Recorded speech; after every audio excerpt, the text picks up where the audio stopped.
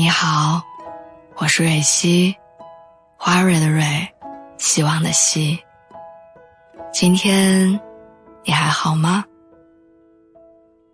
无论你在哪儿，无论今天你经历了什么，我的声音都会一直陪着你。听完今天的故事，祝你晚安，做个好梦。你第一次坐飞机高铁是什么时候？你第一次吃麦当劳和星巴克的场景，你还记得吗？见到没吃过的东西，会觉得紧张害怕吗？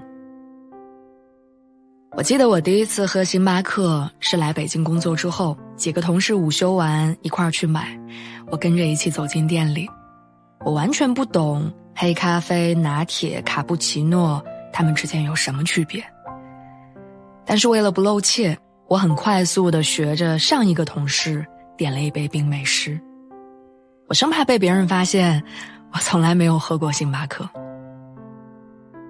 但我根本没喝几口我就悄悄丢掉了。我不懂他们为什么会喜欢这么苦的东西，我不懂它有什么好喝的。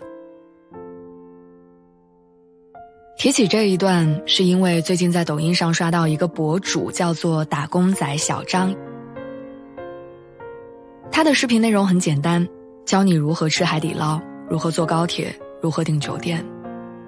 对于在大城市生活过的人来说，这种视频是一滑而过无需再看的内容，但是它的内容却异常火爆。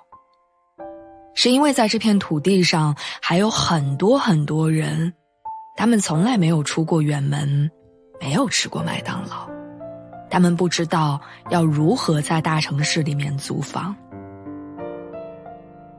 也许你会问，真的有那么多人不懂不知道吗？答案是真的。我记得我高考完的那一年，我和几个同学在麦当劳打工，刚上班就遇到了一个不会点餐的大叔，他站在点餐台前面盯着屏幕看，一会儿要盖饭，一会儿要牛肉面。后面的队伍越排越长，帮忙点餐的服务生也逐渐没有了耐心，不和大叔解释为什么这里面没有牛肉面，只是问他你到底要什么。直到大叔问有没有烤肠，同事再也绷不住了，小声笑了一句说，这里是麦当劳。当时的值班经理听见了之后，迅速站出来，把大叔叫到旁边，在旁边的机器上耐心地跟他介绍店里的产品，完成了点单。大叔掏出钱包的时候，我瞥见钱包里是厚厚的一摞100元大钞。那天下班之后，我们几个人都被经理留了下来。他说，你们每个人时薪8.5块，辛苦站8个小时，赚几十块钱。但你们看见那个人钱包里的钱了吗？你们有什么资格嘲笑他？会点餐就比人家厉害吗？经理话说的不好听，但我记到现在。你以为很正常的事情，其实有很多人是不知道的。你完全不必对别人的知识盲区感到好笑，拿你知道而别人不知道的事情去衡量一个人，太片面也太刻板，这些丝毫显示不出你的优越和高贵。我记得罗翔在他的书《圆圈正义》当中有句话，说没有人能画一个完美的圆，人所画出来的任何的圆都是有缺陷的，所以你不要因为别人的不理解而你带有某一种知识上的优越感。你不应该因为你懂就瞧不起那些不懂的人，你其实应该帮助他们。从小吃惯了麦当劳的城市小孩进了超市也会五谷不分，走遍世界各地的旅行博主第一次走进健身房也会面对琳琅满目的器械一脸迷茫。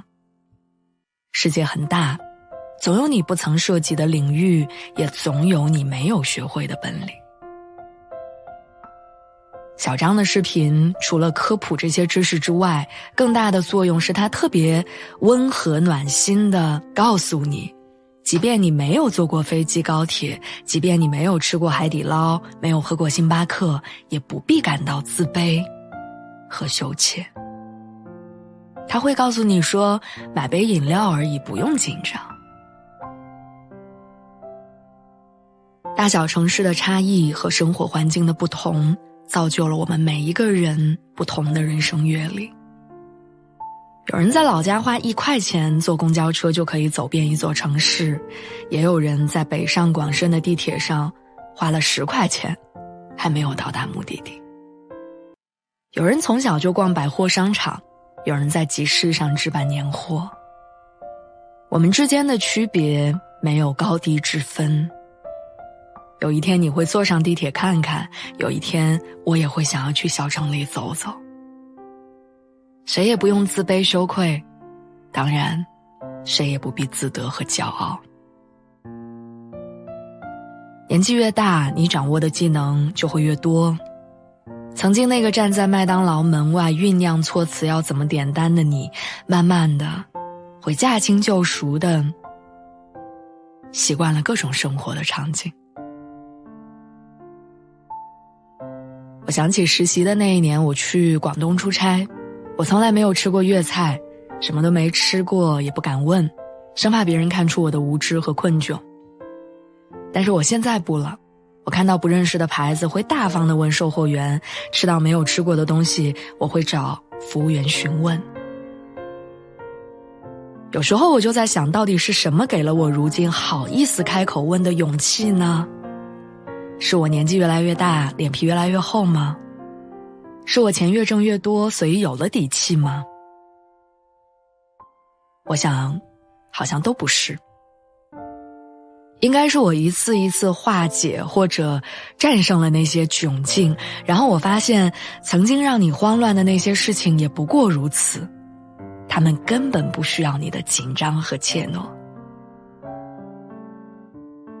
所以谢谢小张，他让我想起了曾经的那个不会订酒店、不敢进日料店的自己。